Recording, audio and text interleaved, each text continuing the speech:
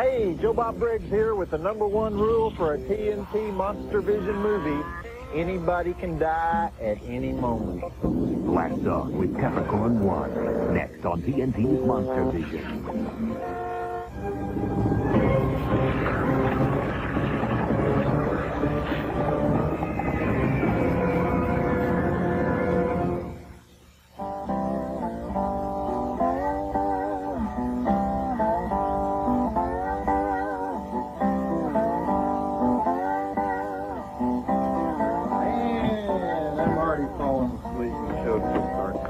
Joe Bob Briggs.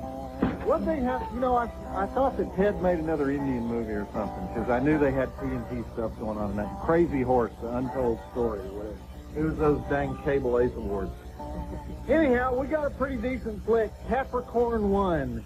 You guys demanded an O.J. movie. We're delivering an O.J. movie. One of his most stirring, dramatic roles, at least until he went on court TV. He said more while he was putting on those gloves than he does in this whole movie. You guys watch court TV, by the way? Ever since about 5 years ago when they had that Christian Brando hearing on there, I've been hooked on court TV. I watched Christian Brando, Pam Smart, Robert Scott Hill, William Kennedy Smith, that broad in San Diego, what was her name? Betty Broderick.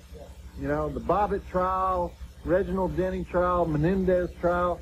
I think this stuff is great. I think these trials are going to eventually bump the soap operas off the air. And if you think those murder trials are bloody, wait till they start doing divorce trials on there. But ever since court TV went on the air, there have been these articles in newspapers and magazines everywhere saying stuff like, is this going too far? I mean, we're all for cameras in the courtroom, but we don't think they should be used for the crass exploitation of the miseries of other people and blah, blah, blah, and invading people's privacy and possible intimidation of witnesses and attorneys grandstanding for the cameras and blah, blah, blah, blah. Where have these people been all their lives? You go to any criminal courtroom on any weekday, look at the spectators gallery. Who comes to watch the murder trials? Wall Street bankers? Secretaries? No! It's scary old ladies with fungus growing on their face. It's the same people who read the Weekly World News and the Star and the New York Post. We're not talking law school professors out there in the church pews.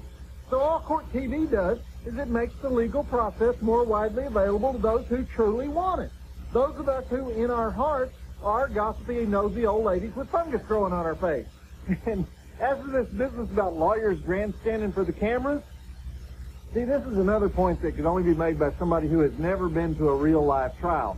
Lawyers don't need a TV audience to grandstand. Most of them already think the jury is some kind of Academy Award screening committee. They'll turn somersaults and stand on their heads for one deaf, dumb, and blind midget who's sitting with his back to them. So when you're watching those televised trials and you're tempted to say, oh, look, he's performing, he must be aware of the camera. Think of it another way. That guy is aware of every blow-dried strand of hair on his $80 haircut. He doesn't need you to be a jerk. He's a lawyer. He was born a jerk, and then he was trained to act like a jerk. Do you understand this? So leave court TV alone. They know exactly what they're doing. I'm surprised I have to explain stuff like this. Anyway, let's watch O.J. being an actor in this flick called Capricorn 1. That's a story of how the evil Hal Holbrook has a master plan so that NASA won't lose its funding. And the 3 astronauts who are guinea pigs in the plan end up feeling a little exposed by the whole situation, with Elliot Gould as the fearless investigative reporter who's trying to figure the whole thing out. I can't say any more about it, because this one, it would be real easy to give away the plot in this one, so I'll just run down those drive-in totals. We have 6 dead bodies, 1 high-speed motor vehicle chase with plunge off drawbridge, 2 airplane chases with 1 crash landing, 1 cocaine bust, 1 rattlesnake attack, tire iron to the head, 2 exploding helicopters. I give it 3 stars. Check it out. We'll be here all night checking in on the thespian exploits of O.J. Roll it. Elliot Gould, Karen Black, O.J. Simpson, Brenda Vaccaro, Telly Savalas. What tells me this is a 70s movie? Remember when we had a whole week of 70s movies and they made me dress up in the leisure suit? Memo to programming. Never do that again. Back to Monstervision host Joe Bob Briggs and Capricorn 1 on TNT. Notice how we cut that off right when you're going to find out what Hal Holbrook's big secret is? How long is that speech? Hal talks for a good 5 minutes, and it's a great speech. And at the end of it, when he's going to reveal what the hell is going on, we sell some commercial time. It's called a cliffhanger. It's also called bad TV editing. Anyhow, Hal Holbrook has already talked so much that I think we need to sedate him. And O.J. hasn't said a word, has he? Has O.J. actually spoken yet in this movie? Is this a speaking role for O.J., or is it his job just to be the black guy? Remember how in the 70s they always had the black guy in every movie? You could have a movie about 2 Jewish rabbis, one of them would be black. Anyway, let's find out what the big secret is, and if I'm not mistaken, O.J.'s first words in the movie are, "I think I'm going to throw up." I think that's his line, so see if that's what he says. I wouldn't lie to you about that. Okay, go. One time I went in for this audition for a movie, and the casting director says, "Oh, Joe Bob, we should have called you. I'm sorry you had to come down here, because last night we decided to go black with this role." And I say, "Go black?" And he says, "Yeah, we're going black with it." And I said, "I can do black." And he acted like I was kidding. So do you think Denzel Washington ever went in for an audition and the guy said, "Denzel, sorry, we're going white"? No, it doesn't happen, does it? Back to Monstervision host Joe Bob Briggs and Capricorn 1 on TNT. Elliot Gould and Karen Black. Now all we need is Robert Blake, and we got the perfect 70s movie. All right, Elliot Gould and James Brolin are the 2 stars of this movie. Elliot Gould is the reporter. James Brolin is the head astronaut. What do they have in common? Anybody? They have Barbara Streisand in common, because James Brolin is getting ready to marry her sometime this year, and Elliot Gould married her 35 years ago. In fact, people don't even remember this about Elliot Gould, but he went into a clinical depression. He had to go to a psychiatrist and everything because people referred to him as Mr. Streisand. He'd been a child actor. He had this stage mother who sent him to acting class when he was 8 years old, and dance class and diction class. He went to that professional children's school in New York City, and he spent every weekend doing song and dance routines at synagogues and hospitals. And in the summers, he worked the Catskills when he was 8 years old. He was a ballet dancer as a teenager, and then he was unemployed for a while. He sold vacuum cleaners.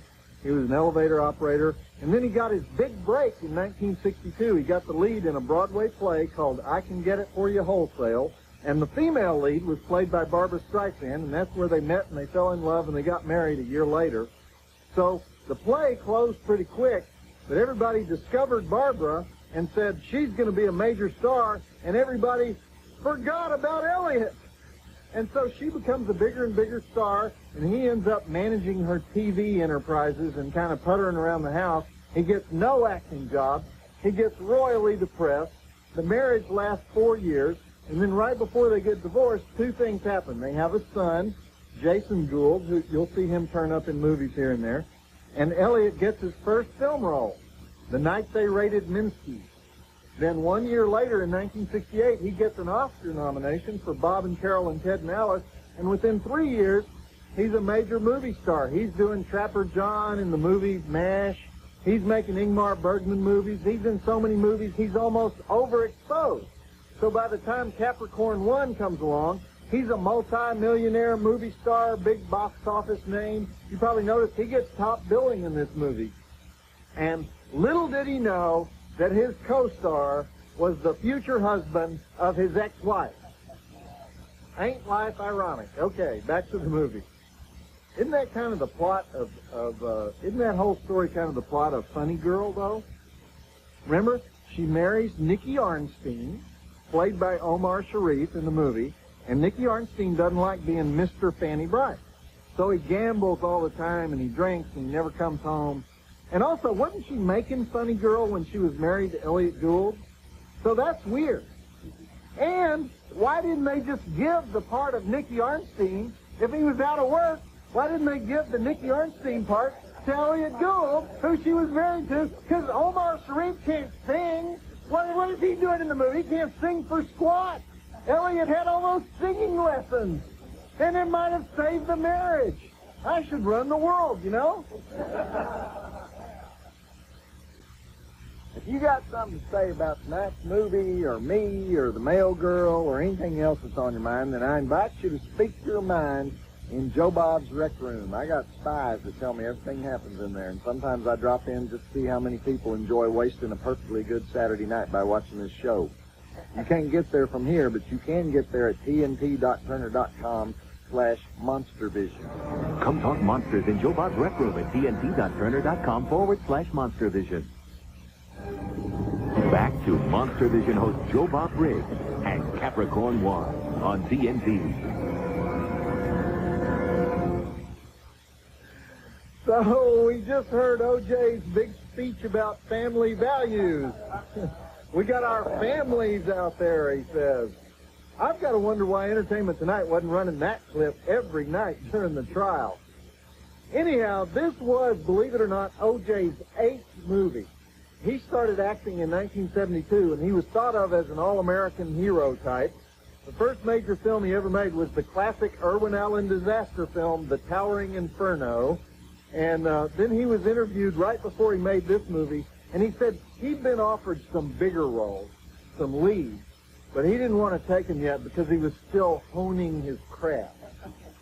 And he honed his craft so well that I think there are only 2 people who appear in all 3 Naked Gun movies, Leslie Nielsen and O.J. In fact, O.J.'s most recent film role was Naked Gun 33 1/3, The Final Insult, which came out in 1994. And then after that, I understand he had some personal problems, and so he stopped auditioning for a while. Okay, let's move it along. The astronauts are getting restless, and one of the biggest releases of the summer of 1978, Capricorn 1. How come actors are always honing? Only actors use that word. What you been doing? Honing my craft. Yeah, I've been laying around the apartment myself. Back to Monstervision host Joe Bob Briggs and Capricorn 1 on TNT.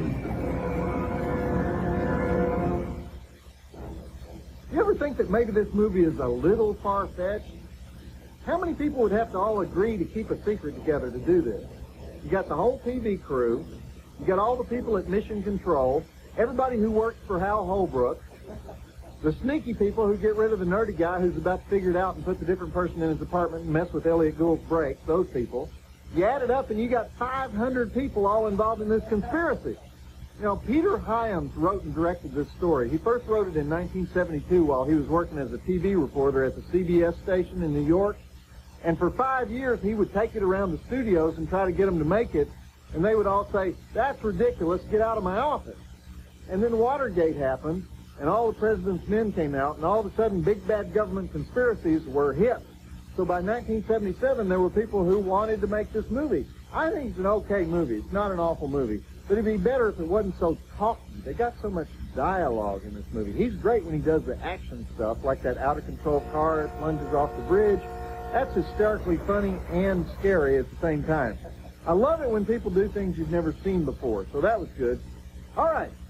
Spacecraft just burned up on re-entry, so what the hell are they going to do now? Back to the flick. Another movie Peter Hyams did, Outland, with Sean Connery. That's a great movie. He also did 2010, sequel to 2001. Not so great a movie. He did that movie, The Relic, this year. You see that? If you can't say anything nice, come over here and sit by me. All right, most of you already know that Monstervision is on every Saturday night on TNT, but some of you don't know that you can get a preview of this week's Monstervision right now. If you check out the Monstervision website, you can find out about this week's creature feature, plus you read some of my most personal fan mail. You can play the monster caption contest. Won't that be fun? Win a t-shirt. sneak a peek at this week's Monstervision Playmate. To get there, point your browser to tnt.turner.com/monstervision. And as for those of you who want to voice your opinions or suggestions or complaints or gripe at us, here's the mailing address you need. Monstervision at 1010 Techwood Drive, Atlanta, Georgia, 30318. But if you're one of those cyber people who love to send email all the time, you got a choice of two addresses for me. Why do we have two addresses? One is monstervision@turner.com, and the other is joebob@turner.com. I don't know. Don't make me have to tell you all this again because it was too confusing to remember all the first time. Visit the Monstervision website at tnt.turner.com/Monstervision. Back to Monstervision host Joe Bob Briggs and Capricorn 1 on TNT. Brenda Vaccaro as the teary-eyed wife of James Brolin. Brenda is another big movie name in the 70s. Dallas Girl. We always like to mention the locals who make good. In fact, she first started acting in high school productions in Dallas, and then she did what all talented actors in Dallas do. She went to New York to study with Sanford Meisner at the neighborhood playhouse. That's where they all go, the same place. They all go to that same school. Sanford Meisner died earlier this year. He was in his 90s, I think. But for years, he was considered the greatest acting teacher in America. It was him and Lee Strasberg. Lee Strasberg is the guy who invented the method, and Sanford Meisner thought the method was stupid, basically. So, depending on what kind of actor you were, you either went to Strasberg or Meisner. And to this day, acting training in New York has two opposite schools. The Strasberg way is basically you twist yourself into an emotional mess. And the Meisner way is you just kind of leave yourself alone, be natural, and react to all the stuff that's hitting you. That was like a 10-second synopsis of thousands of years of argument. Anyway, more than you wanted to know. So anyway, there were so many Texas actors going to New York that for years, the neighborhood playhouse had two places you could interview for the school, New York and Dallas. So Brenda went up there and she studied with Meisner, and she did a whole bunch of stage work, off-Broadway, Broadway. And then the big role that she was noticed for was Midnight Cowboy. And then she was nominated for the Oscar for Jacqueline Suzanne's Once Is Not Enough, which came out just 3 years before the movie we're watching. So she is also a major motion picture star at the point this movie comes out. Aren't we just full of trivia tonight? Okay, roll the flick. While we're talking about it, the last 10 or 15 years of his life, Sanford Meisner had one of those larynx box things that they give you when you have throat cancer, makes you talk like a duck, you know? So he still taught his acting classes, but it kind of cut down on the acting roles that he got. But shortly before his death, he did one last performance as a patient with throat cancer in ER. And so every actor in America watched that episode. Actors love that. The man acted in 8 decades. Whoa. Hey, want to see rare photos of Sonny Bono being turned into a giant avocado?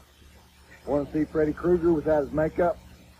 How about some behind-the-scenes dirt on Italian horror classics like The Vampire and the Ballerina? If you want a break from the New York Times, we suggest you try the Monstervision Weekly World. Where else can you find a headline story like Headless Monster found in topless bar? You can't find anything that good anywhere else but at tnt.turner.com/Monstervision. Visit the Monstervision website at tnt.turner.com/Monstervision. Back to Monstervision host Joe Bob Briggs and Capricorn 1 on TNT. Okay, I can't in good conscience delay the movie at this point because this is OJ's big emotional scene. This is the one we've all been waiting for. OJ, alone in the desert, delirious, hallucinating, out of control, gasping for breath, writhing in the dirt. I think we all remember where we were when we first saw this scene. Quiet now, quiet. Let's watch him. O.J. Simpson. That's Back to Monstervision host Joe Bob Briggs and Capricorn 1 on TNT.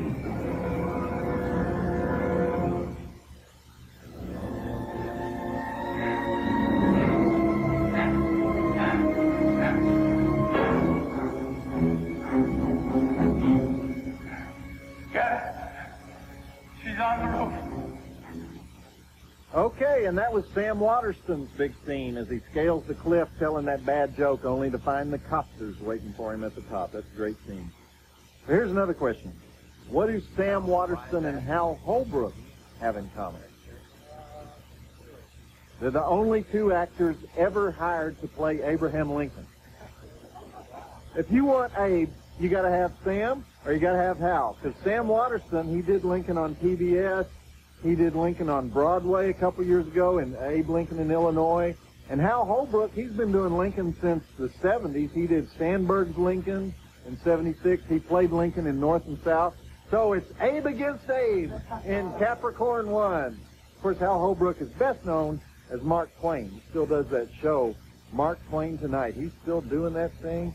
He's been doing that thing since the 50s. You know, he's done more than 2,000 performances of that show all across the country, and it's what made him a star. It was a big off-Broadway hit in the early 60s, launched his career.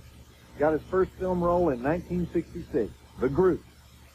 And then Sam Waterston, he came along a little later. And in fact, when Sam made this movie, he was mostly known as a Shakespearean stage actor. He got great reviews for Much Ado About Nothing on Broadway in the early 70s, and he did Hamlet in 76 and 77. And the only movie he was really known for at all was The Great Gatsby in 74. And then, of course, later he went on to win the Oscar for The Killing Fields. All right. 47 years ago, Hal Holbrook was trying to kill James Brolin as Elliot Gould tries to get that story in Capricorn 1. Roll it. I had to memorize that whole dang thing in elementary school. 47 years ago, our forefathers brought forth upon this continent. I still do that whole dang thing. Now it's be going through my head all night. Thanks a lot, Hal.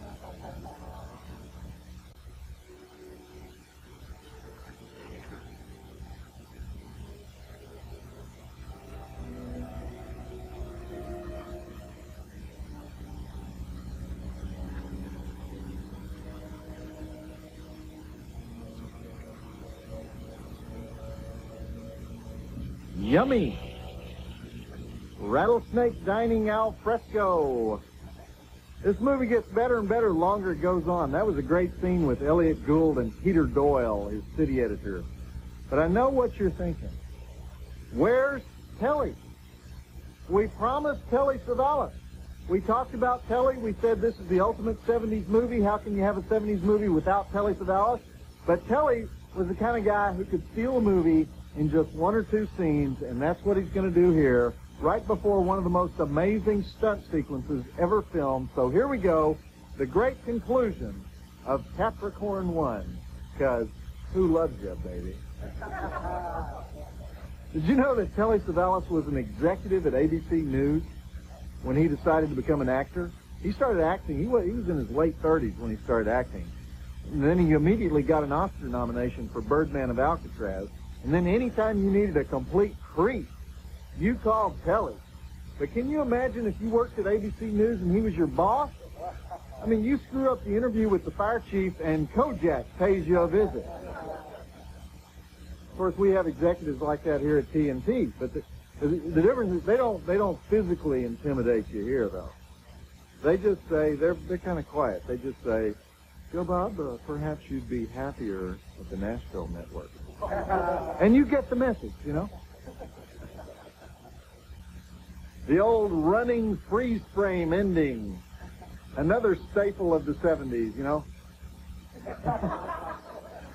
Anyway, was that a great flying stunt or what? Those copters actually touched that biplane in the air while the stunt guy was hanging off the wing. The main stunt flyer was this guy named Frank Tallman, who said that sequence was the most dangerous thing he ever did, and he had been flying for many years at that point. Unfortunately, Frank was killed shortly after the film was concluded in a helicopter accident where he wasn't doing anything near as dangerous as what he was doing there. So, ain't that ironic? All right, that's it for Monstervision tonight. I want to remind you that next week we have something kind of special. It's November 22nd, the anniversary of the Kennedy assassination, so we're showing a 1964 documentary called 4 Days in November. That's basically the story of the assassination and its aftermath and the impact it had on the country. And the director of that movie, Mel Stewart, will be here with me. And also an old Dallas reporter buddy of mine, Bob Porter, will be here. Bob was a reporter at the Dallas Times-Herald when the whole thing happened. And Dallas is my hometown, so I've heard all these stories. But we're going to rehash a few of them. And it might be a kind of interesting and different night on Monstervision. And you're probably thinking, Joe Bob, what does that have to do with monsters? Well, just think of Lee Harvey Oswald as the monster, okay? People get so upset, you know, when you try to be a little different. And then, if you're bored by that, you can stay up late next week, watch our second feature, which is King Kong, the 1975 version with Jessica Lange. Now, that's a monster. In the immortal words of Dino De Laurentiis, interviewed when the movie came out, when monkey die, everybody cries. And that's about it for me. Did you guys hear the one about the man who took his pregnant wife to the hospital to give birth? Well, a doctor told him that he had developed this experimental machine. And the machine was able to take some of the pain of childbirth from the mother and give it to the father. So both the husband and the wife thought that was a wonderful idea, and they decided to give that a try. So the wife goes into labor. The doctor sets the knob on the machine to 10% for starters, explaining to the man that even 10% of that pain is probably more pain than he's ever experienced in his life. But the man was surprised at how little pain he felt. So he asked the doctor to go ahead and turn it up a notch. So the doctor twists the knob up to 20%. And he checks the husband's blood pressure. He's fine. The doctor's amazed. So he turns the knob again. He increases the pain threshold to 50%. Well, the husband still feels nothing. So he encourages the doctor, just give him all the pain. The doctor is dumbfounded, but he increases the load to 100% of the pain. So it's great. The wife gives birth to the baby. She feels great. The man stands up, he kind of stretches. You know, they're happy. They take their baby. Man helps his wife get into the car. They're both feeling terrific. When they get home, they find the mailman dead on the doorstep. Joe Bob Briggs reminding you that the drive-in will never die. Okay, Carl and Abe. Carl and Abe are two old baseball fanatics. Two geezers. They just live for baseball, right? They love baseball so much that they agree that whichever one dies first will come back and tell the other guy if there's baseball in heaven. So one evening, Abe passes away in his sleep. A few nights later, Carl hears what sounds like Abe's voice. He goes, Abe, is that you? And Abe says, of course it's me. Carl says, I can't believe it. So tell me, is there baseball in heaven? And Abe says, well, I have good news and bad news. The good news is, yes, there's baseball in heaven. The bad news is, you're pitching tomorrow night.